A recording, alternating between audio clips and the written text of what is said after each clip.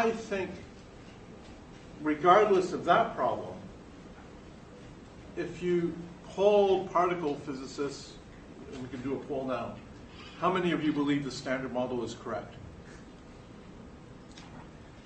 That's 99%. So well, it's 99% correct, but there's that other 1%. So the it could be correct, but not complete. How about that? yeah, okay. Is the Standard Model complete? So you can't find particle physicists who believe it's complete. If you start adding up the number of free parameters in the model, and notice it's called the Standard Model, not the Standard Theory. It's a model, and there are 30, 40, depending on how you count, 60 free parameters that are put in by hand, which is sounding very, I mean, that was the whole objection to the periodic table, right? There were too many fundamental things. And it seems to tell you there's something we're not understanding. I have a question. It seems that the dark matter and dark energy are pretty stable.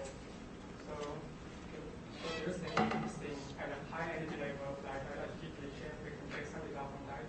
Because it seems that if the energy level of the particle is pretty high, then the decay time will be very short. I don't know why the dark matter or dark matter can be so stable since the form of the energy level. So one possible explanation for dark matter, which is exciting to people who work in particle accelerators, is you would protect the dark matter from decaying. It could be heavy, but it's unable to decay or has a long lifetime because it's protected by a symmetry. So, for example, one very popular thing that's not the Standard Model, but it's an extension to the Standard Model, is called supersymmetry, where every fermion in your theory, so electrons or quarks that are inside the proton, has a boson partner. And every boson, like the photon, would have a fermion partner. That's a so-called supersymmetric particle. And one natural way to write this theory down is to say that this the changing of a particle into a superparticle or vice versa is a reaction that happens, but that always happens in pairs. That you essentially, just like you can't destroy, as far as we know, in this a proton, ultimately, it doesn't decay into an electron or an anti-electron in some neutrinos or something. That doesn't happen, at least not at a very fast rate. It's protected because it's a conserved number, so the supersymmetric R parity, it's called. So this is one possibility. At the high energies we have in the collisions, we could produce superparticles for the first time, or produce and detect them for the first time.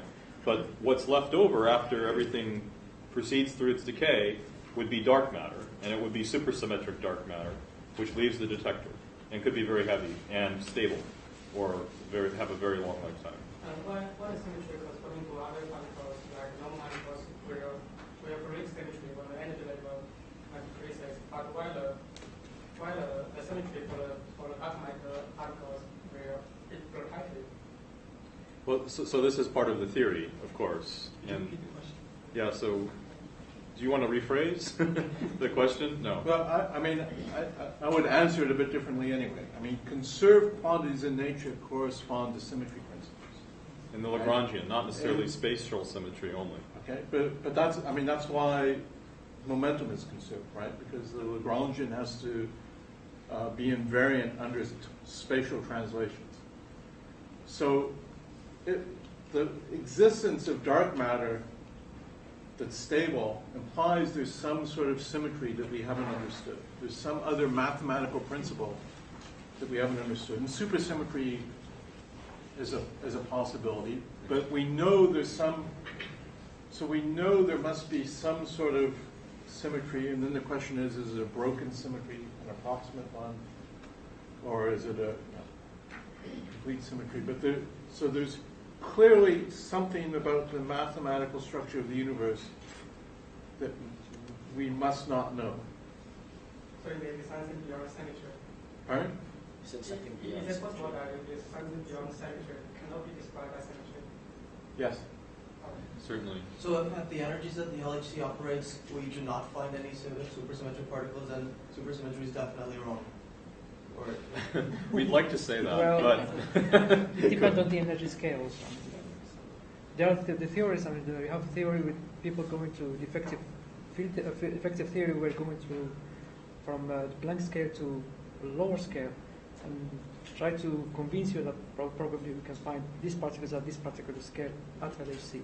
But probably that scale is wrong. I mean, we don't know where to look at. we don't know for sure. So you could write a theory that explains, in fact, superstrings or strings theory is supersymmetric, and they need that to make sense of the mathematics at all.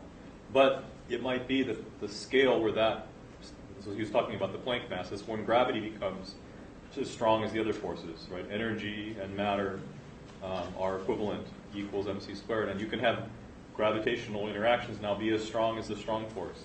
And that happens at an extremely high energy, which the LHC or any accelerator we can think of won't reach. So the string theory works at that level, and it needs to be supersymmetric. It might be the wrong theory too, right? We don't know, but it's the hope that it's correct, of course. So the energy of the LHC is picked to make sure you get the electroweak symmetry breaking mechanism. Okay, so there's something that should be there. And I think our nightmare for all of us is that we turned on, after a couple of years, we found the Higgs boson, we understand electroweak symmetry breaking, and nothing else shows up. Because then we're in this realm where whatever the physics going on explaining the dark matter is out of our energy reach.